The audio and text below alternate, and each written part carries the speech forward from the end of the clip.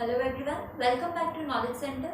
हम पढ़ रहे थे class 12 BST chapter number 4 planning. अपने लास्ट वीडियो में हमने पढ़ा था about what is a plan, what is single use plan and what is a standing plan.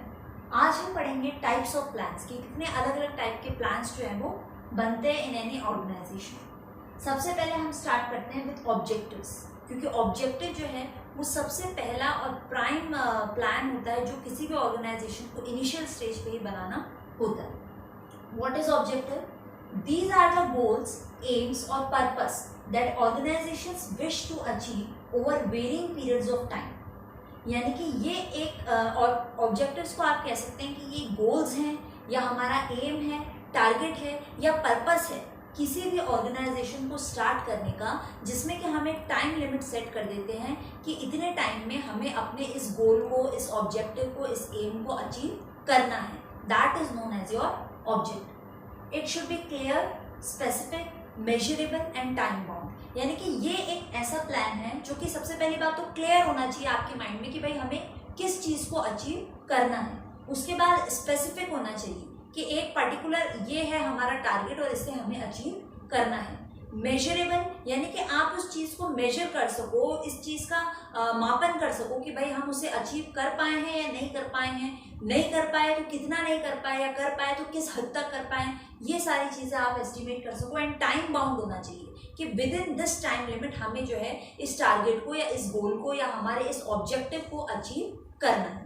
That is known as object. And objectives जो हैं ये 3 लेवल्स पे किसी भी ऑर्गेनाइजेशन में बनाए जाते हैं। फर्स्ट इज ऑर्गेनाइजेशनल, जो कि जनरली टॉप मैनेजमेंट जो पर्सनल होते हैं या ऑफिशियल्स होते हैं वो बनाते हैं कि एकदम टॉप लेवल पे ओवरऑल पूरे ऑर्गेनाइजेशन के क्या ऑब्जेक्टिव्स हो सकते हैं। उसके बाद नेक्स्ट लेवल होता है डिपार्टमेंटल ऑब्जेक्टिव्स। ये डिपार्टमेंट वाइज बनाए जाते हैं कि जो इंटरनल ऑपरेशंस है किसी भी एंटरप्राइज की या ऑर्गेनाइजेशन के, वो किस तरह कैरी आउट करने हैं। और लास्ट है हमारे इंडिविजुअल ऑब्जेक्टिव्स, यानी कि एक एक एम्प्लॉय, एक एक पर्सन, एक एक मैनेजर अपने इंडिविजुअल किस तरह के गोल्स, किस तरह के टारगेट सेट करता है। एंड इंडिविजुअली हमारा क्या ऑब्जेक्टिव है कि हमें कितना कुछ किस स्टेज पे कितना अचीव करना है। These are known as individual objectives. So this was all about objectives, जो कि 3 लेवल्स पर बनते हैं, organisational, departmental and individual. Now second type of plan is strategy. Strategy क्या होती है? Determination of basic long term goals and objectives of an enterprise. यानी कि हम बात कर रहे हैं लॉन्ग टर्म ऑब्जेक्टिव्स की या लॉन्ग टर्म गोल्स की, and adoption of course of action and allocation of resources. यानी कि ना सिर्फ हम लॉन्ग टर्म ऑब्जेक्टिव्स को पहले से ही सेट करेंगे, बल्कि हम एक कोर्स ऑफ एक्शन भी डिसाइड करेंगे। यानी कि एक पूरा पैटर्न हम डिसाइड करेंगे कि हम अपने इस लॉन्ग टर्म ऑब्जेक्टिव को किस तरह अचीव करने वाले हैं, हमारा तरीका क्या होगा उस गोल तक पहुंचने का। ये भी हम सारा सब कुछ पहले से प्लान करके रखेंगे। एंड एलोकेशन ऑफ रिसोर्सेज, कि हमारे पास जितने भी रिसोर्सेज है, जितने भी साधन हैं उस ऑब्जेक्टिव तक पहुंचने के, उनको हम अरेंज कर ले ताकि हम उनको अप्लाई कर सकें। एंड हम ये भी डिसाइड कर लेंगे कि किस रिसोर्स को हम किस काम में लगाएंगे। And allocation of resources necessary to carry out these goals, यानी कि हमने जो भी अपने लिए लॉन्ग टर्म ऑब्जेक्टिव बनाया है उसको पाने का, उसको अचीव करने का हमारा क्या तरीका होगा, और हम अपने अवेलेबल रिसोर्सेज को किस तरह, कहाँ पर कितना कितना लगाएंगे। ये सारा प्लानिंग जब हम एक साथ कर लेते हैं for long term, that is said to be your strategy, यानी कि अपने ऑब्जेक्टिव तक पहुंचने का आपका जो तरीका रहेगा। नेक्स्ट प्लान है हमारा पॉलिसीज। अच्छा, इससे पहले एक चीज जो कई बुक्स में डिस्क्राइब होती है कि भाई ऑब्जेक्टिव और strategy, both of them are neither standing not single use plan. अब ऐसा क्यों कहा गया है कि भाई ऑब्जेक्टिव्स और स्ट्रेटेजी जो है वो ना ही सिंगल यूज प्लान की कैटेगरी में आएगी और ना ही स्टैंडिंग प्लान की कैटेगरी में आएगी। ऐसा इसलिए कहा गया है क्योंकि ऑब्जेक्टिव्स और स्ट्रेटेजी आप यूज के आधार पर नहीं बनाते, ठीक है, आप किस अकॉर्डिंग बना रहे हो, ड्यूरेशन के हिसाब से। ऑब्जेक्टिव्स जो है वो भी हमने पढ़ा टाइम बाउंड होते हैं, एंड स्ट्रैटेजी जो है वो भी हम लॉन्ग टर्म ऑब्जेक्टिव्स अपने लिए सेट कर रहे हैं। तो ऑब्जेक्टिव्स और स्ट्रैटेजी दोनों ही चीजें जो हैं लॉन्ग टर्म के, लॉन्ग ड्यूरेशन के लिए हम बनाते हैं, ना कि यूज के हिसाब से हम सिंगल और स्टैंडिंग में क्लासिफाई कर रहे हैं। इसीलिए लिखा हुआ रहता है कि these two are neither single nor standing plans. ये इनका जो यूज है या इनका जो फॉर्मुलेशन है वो ड्यूरेशन के बेस पे होता है कि कितने टाइम पीरियड के लिए आप अपने लिए जो है टारगेट बना रहे हैं। Next is policies. इनको जो है स्टैंडिंग प्लान की कैटेगरी में लिया है। हमने लास्ट वीडियो में डिस्कस किया था स्टैंडिंग प्लान क्या होते हैं, वो प्लान जो कि अगेन एंड अगेन हम बार बार यूज करते हैं। तो पॉलिसीज जो है वो स्टैंडिंग प्लान में आती हैं। What are policies? Based on objectives. सबसे बड़ी बात कि जो हमारे ऑब्जेक्टिव्स हैं उन्हीं को आधार बनाते हुए हम जो है अपनी पॉलिसीज फ्रेम करते हैं। Determine organisational style of working. आपकी पॉलिसी शो करती है कि आपकी ऑर्गेनाइजेशन में किस स्टाइल से वर्क किया जाता है, आपके ऑर्गेनाइजेशन में काम करने का तरीका क्या है, वो चीज सीधा सीधा आपकी पॉलिसी में शो होता है। Next, and the way of solving problem.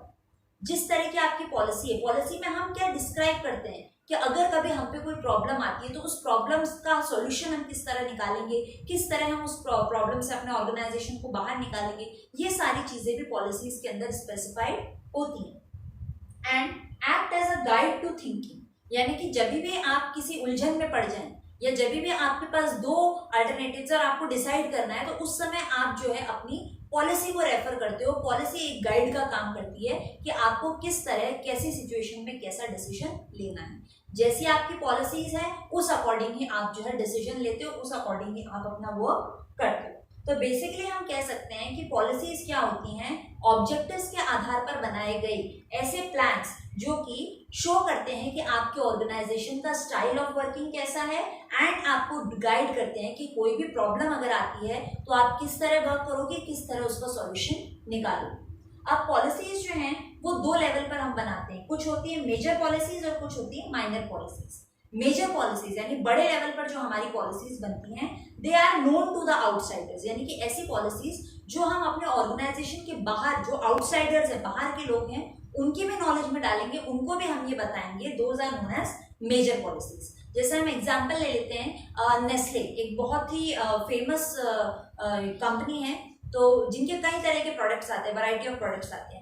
तो नेस्ले ने क्या किया, ये चीज डिक्लेयर कर दिया एज द कंपनीज पॉलिसी कि हम अपने जितने भी प्रोडक्ट्स हैं उसमें शुगर का कंटेंट जो है वो 5% डिक्रीज करेंगे as recommended by WHO, world health organisation. में वर्ल्ड हेल्थ ऑर्गेनाइजेशन ने जो हमें गाइडलाइन दी है उसके अकॉर्डिंग हम अपने सारे ईटेबल प्रोडक्ट्स और सारे बेवरेजेस में 5% शुगर का कंटेंट जो है हम कम करने वाले हैं। तो ये क्या है, कंपनी की एक मेजर पॉलिसी हो गई जो कि सभी आउटसाइडर्स की नॉलेज में डाल दी गई थी। नेक्स्ट कुछ होती है हमारी minor policies. They are related to internal management. ये ऑर्गेनाइजेशन के अंदर आप किस तरीके से काम कर रहे हो, क्या आपका स्टाइल ऑफ वर्किंग है, इंटरनल मैनेजमेंट से रिलेटेड जो भी चीजें होती है, they are coming under the minor policies. जैसा आप ऑर्गेनाइजेशन के अंदर का कोई भी एग्जांपल ले लीजिए, the wage policy, remuneration policy और the HRD policy regarding the training of employees. तो इंटरनल मैनेजमेंट वाली जो भी पॉलिसीज हैं, they are known as minor policies, जिनकी नॉलेज हम आउटसाइडर्स को नहीं देते हैं, बिकॉज ये सारी चीजें जो है हमारे इंटरनल कंट्रोल में। Okay, two types of policies are there, major policies and minor policies. Fourth जो हमारा टाइप ऑफ प्लान है, that is procedure. Procedure is again coming under the standing plan category. Standing plan की category में आ रहा है क्योंकि policies की तरह ही प्रोसीजर्स भी सिंगल यूज के लिए नहीं होता है, अगेन एंड अगेन हम उसको यूज करते रहते हैं। अब प्रोसीजर क्या होता है, it is defining a sequence of steps, यानी कि आपको जो स्टेप्स हैं किसी भी काम को करने के, आपके अलग अलग जो भी स्टेप्स है वो पूरे सीक्वेंस वाइज एक क्रम में आपको बताया जाता है, that is known as procedure in a chronological order. यानी कि जो चीज पहले आएगी, फिर सेकंड में क्या आएगा, थर्ड में क्या आएगा, फोर्थ में क्या आएगा, एक प्रॉपर सीरीज वाइज ऑर्डर है वो फॉलो किया जाता है। एंड गाइड टू एक्शन, कि किस तरह से आपको वर्क करना है, ये गाइडेंस आपको प्रोसीजर से मिलता है। And step by step way of doing a work, एक के बाद अगला स्टेप, दूसरे के बाद तीसरा, तीसरे के बाद चौथा, ये जो आपको पूरा गाइडेंस मिलता है कि आपको किस तरह अपने काम को स्टार्टिंग से लेके कंप्लीशन तक,